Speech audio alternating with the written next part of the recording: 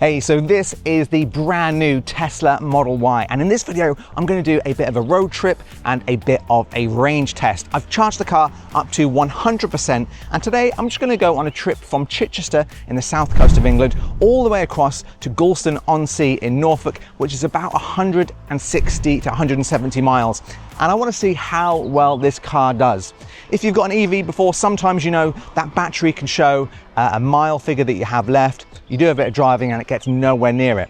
My Tesla Model 3 has been pretty good, but I want to see, have we seen any improvements with this brand new Model Y? So let's get in and get on our way. Okay, so since I've been doing some filming, we've come down to 99%. Let's take a look at that. So we've got 99% in the battery. I'm going to tap that and it says we've got 335 miles. Let's put in our destination and see what it estimates that we should get. Also, I'm going to quickly reset one of these trips. Reset that Norfolk road trip. Now let's put in our destination. There we go, Gorleston-on-Sea, 161 miles. Let's pop that in. Let's see what it's recommending. Okay, 4 hours and 21 minutes. It says we're going to arrive with 33% battery and it's 223 miles, a little bit longer than I thought actually. So 223 miles, 33% battery. And let's see how this battery does. Okay, so let's go. So if you're new to the channel, by the way, I'm currently filming a full review of this Tesla Model Y long range. I'm going to have it for a full week before I put out that review. I should have put up the first impressions video, so make sure to subscribe if you want to see that video. And I'm coming from a Tesla Model 3, so a couple of things I'm getting used to actually is not having a gear stick or gear stalk. And actually it's not been an issue at all. Just going to put a speed bump. It's not been an issue at all. You just have the car that you slide up and down to go forward and backwards, and actually I really like it. I think it's nice and easy. It removes the stalk. If anyone's complaining about it, I think you all get used to it. It's actually really nice. Right, so let's go left here and let's start this journey. Okay, so we're right at the start of the journey, but looking at the battery, it says we're at 99% capacity, 332 miles of range in the battery according to the little one up there. And it says we're going to do 4 hours 11 minutes, 221 miles, and we're going to arrive with 31%. Now, in my opinion, if and I'll say if we arrive with 34%, that's incredible. That's really incredible. There's still this argument, you know, for people who haven't had an EV that I don't want to get an EV, the range isn't very good, you're going to have to charge for ages, all of that kind of thing. Well, I can tell you as a Tesla Model 3 owner that actually there is no problem. You know, if you do a 4 hour 10-minute journey and you don't need the toilet, there's something wrong with you. Everyone, so I was going to do this. Everyone should be stopping for a toilet break at least every 4 hours. Now, I'll be honest, there's some journeys I've done where in 4 hours the battery will almost be dead. So the efficiency on this, if you arrive after doing 222 miles and you've still got 34% left, I mean, that's incredible. Who needs to do much more than that in average day, an average road trip? If you're going from somewhere like Norfolk to Cornwall, which could be 9 to 10 hours, that still means you could do maybe one stop, maybe 2 stops if you want a bit more battery to get all the way to Cornwall. And the charging now is incredible. It's so fast. It's 25 minutes, 30 minutes for a full charge pretty much, if you're going to 80, 90%. And yeah, I mean, if you're thinking about getting an EV, I hope this video helps you. I hope so, because it just shows you how good they can be and how actually pain-free the journey is. Okay, so let's talk about an issue which has plagued, I would say, a lot of Teslas, and I was hoping it would rain a little bit. It's not fully raining, but it's spitting slightly. The window wipers as yet do not look like they've been improved. It was just spitting quite heavily, and the window wipers are on automatic. I've just checked, and they did not come on at all. I had to press the little window wiper button to get them going. It's kind of stopped spitting a bit now, so I'm hoping it will rain a little bit later so we can really test these window wipers, because that's one thing I think Tesla really need to improve. As much as I love this car so far, and I love my Model 3, now there's tiny elements about a Tesla which aren't that great. And don't get me wrong, they're not bad enough where you would want to sell your car or you wouldn't want to buy the car. They kind of like partially work, and the window wipers are one of those little things. The window wipers work, sometimes they work pretty well. Other times you can be driving along and the window wipers just start going on a sunny day, or it's raining quite heavily and they're just not either moving at all or they're going way too slow. I would say, again, it's not a huge issue. You can tap a button, you can set it to manual if you want. Sometimes the automatic section works okay. But I thought with this hardware 4 and, you know, all the new features we have in the new Tesla Model Y 2025, it would be vastly improved. Well, if the first little test that I've just had is anything to go by, they're as bad as they've always been, which isn't that great. So come on, Tesla, get a bloody rain sensor put in these things. It's a £60,000 car. I want to be able to see where I'm going. Before I tell you more about this Model Y, there is one thing that you need to swap out as soon as you get this car, and that's the car mats. And that leads me into today's sponsor, 3W Car Mats. If you own a Tesla Model Y or a Tesla Model 3, you definitely want to swap out your car mats for some high quality, perfectly molded car mats, and that's where 3W comes in. They produce the highest quality car mats for Tesla cars. They're perfectly molded to your car, and they even have clip-in mats as well.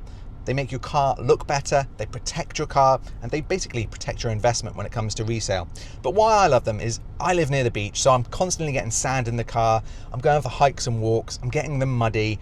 You know, they can get pretty wrecked, but you take them out, you wash them, they look brand new. Honestly, I've had mine for over 3 years now, and it's been one of the best things I've put into my Tesla Model 3. So if you're in any doubt, go check them out. I promise you will not be disappointed. It's a high recommendation from me, and I'm not just saying that because they're sponsoring this video.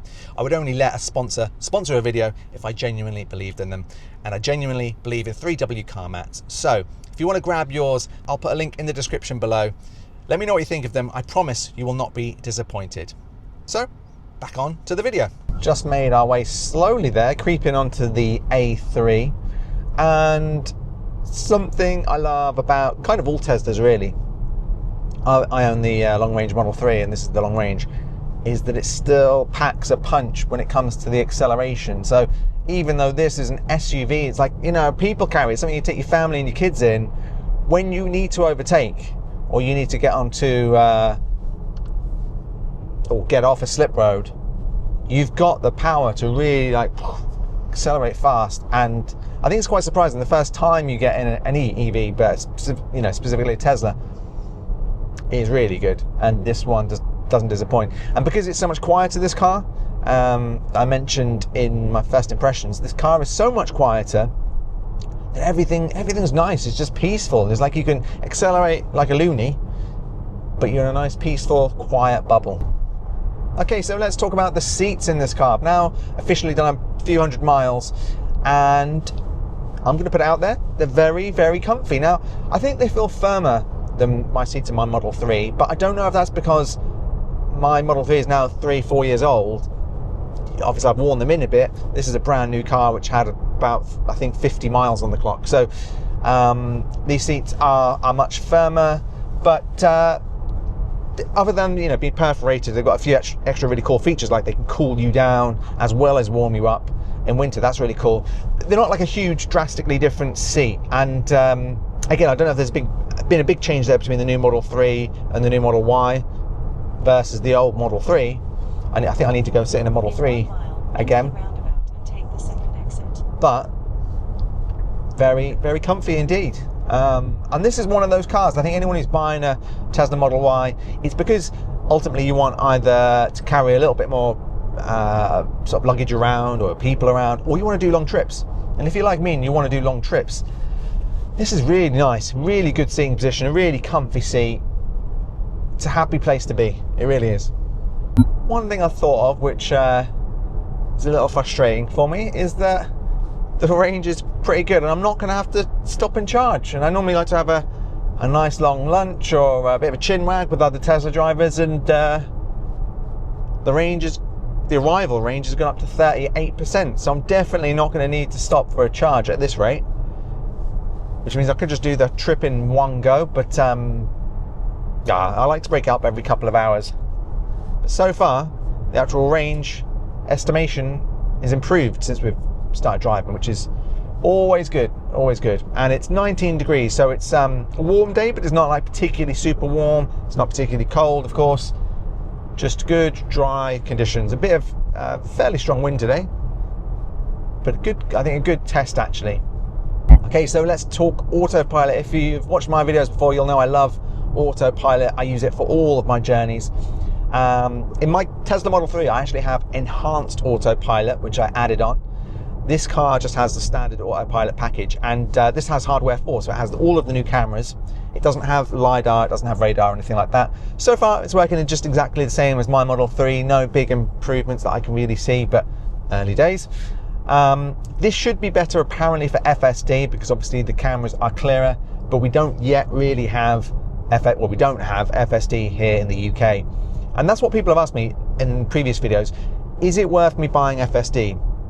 In the UK, I would say 100% no. I have enhanced Autopilot, and I'm currently filming a video on, well, kind of a review of enhanced Autopilot. And spoiler alert, it's not that great. It's okay. I mean, it pretty much tells you when you should overtake, which you know anyway. The parking is very good, but the actual driving on a motorway or whatever is not that exciting, if I'm honest. It's not that good, and sometimes a little frustrating. I actually think Autopilot is the package, the free package anyway, is the package to go for, because if you're doing a long journey like I'm now, I'm sitting in lane, it's fine. And if you turn the single tap Autopilot off, so you have to double tap, what it means is when you indicate out, it will take you off Autopilot, so you have to steer, but the car is still doing all of the accelerating and the braking, which is really good. So essentially you have to do this: you indicate, you steer, you put it back on, right? And that's it. It's super easy, because enhanced Autopilot, and I'll show you this in that video, it tells you to indicate, and you have to indicate anyway, kind of make sure it's all okay. The car then does its thing, and then it tries to indicate back in. It's almost like the same. It's the same amount of work, really, in my opinion. But that video will be coming soon. But Autopilot, again, if you're new to a Tesla, Autopilot is amazing. It's so good. I know a lot of people are saying they wouldn't use it, wouldn't trust it. I've used it for 4 years straight.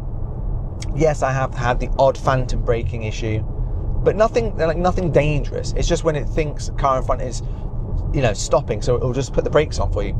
It's not particularly dangerous, in my experience, but the feature of, especially when you're doing long journeys, of just the car driving itself, accelerating, braking, looking out for things, keeping you perfectly in your lane is so good, because it just means you can not rest your eyes and by going to sleep or anything, but you can just come out of zombie land of driving. You can just enjoy your drive. You can, look around for a second or two, knowing that the car is doing some of the work for you. Yes, you need to keep your hands on the wheel. Yes, you need to pay attention, but it's doing a great job. Right, we're about to go through Hindhead Tunnel. It's going to get dark. We are about halfway through. It's going to take me off here any second. We've done over 118 miles, and so far I am very, very impressed. But let's pull over, let's grab a coffee, and let's talk about it.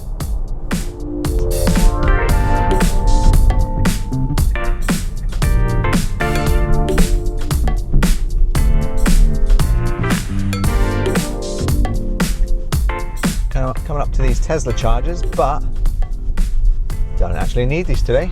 So let's park over here. Okay, so for the Norfolk road trip so far, we've done 120 miles, 24.4 kilowatt hours of energy used, and this is the impressive thing, 202 watt hours per mile. I have never seen that ever on any Tesla Model 3 that I've had, or Tesla Model 1 that I've borrowed. I've never seen energy efficiency that good for a 120 mile journey, especially going through the M25 and everywhere like that. So far I am pretty impressed. I've never seen numbers that low, and the ride, the comfort, everything's so impressive on this. I'm really, really impressed. As I say, this is a kind of a real world range test, and I just want to keep reiterating that. This is just how I would drive normally, and I can tell you already, this is doing a lot better than my Tesla Model 3. So, yeah, let's go grab a coffee.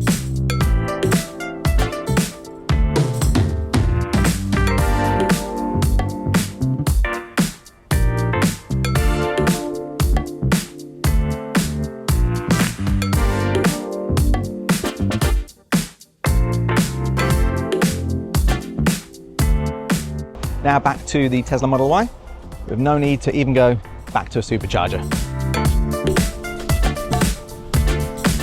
Back in the Model Y now, it's cooling itself down, getting ready for the next part of the journey, and even that of course could use a tiny bit of energy, not much but a little bit. So let's look at the journey we have left. We've got 2 hours and 1 minute left, hopefully 102 miles to go, and we should arrange with 40%. So that's actually increased since the start of the journey. So it's actually got more efficient since we've been driving it. Or the predictiveness of its efficiency has got better. So that's really, really good. For me, this is new. This new screen here, or display, the UI of showing the Tesla Model Y, is actually new compared to the Model 3. My Model 3 can't actually handle that due to the computer chip within it. But I like this. It looks good. It shows us the little map and the weather. It just looks good. I really like it.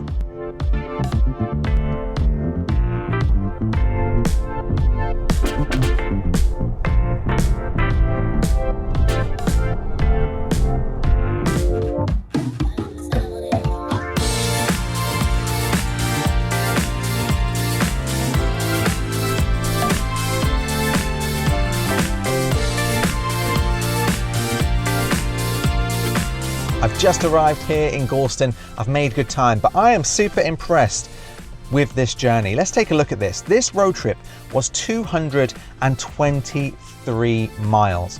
We used 46.1 kilowatt hours of the battery, and we did it using 205.9 watt hours per mile. Now, if you're new to an EV or a Tesla, the lower that number, the better. Basically, you want the car to use as little energy as possible. In my Tesla Model 3, just to let you know, I usually get around 230 to 260, depending on the journey. Usually this journey, it'd be about 250 watt hours per mile. So this is definitely more efficient. Now, this is the newer car, and this does have the aero wheels covers on the tires. So that's going to make a bit of a difference.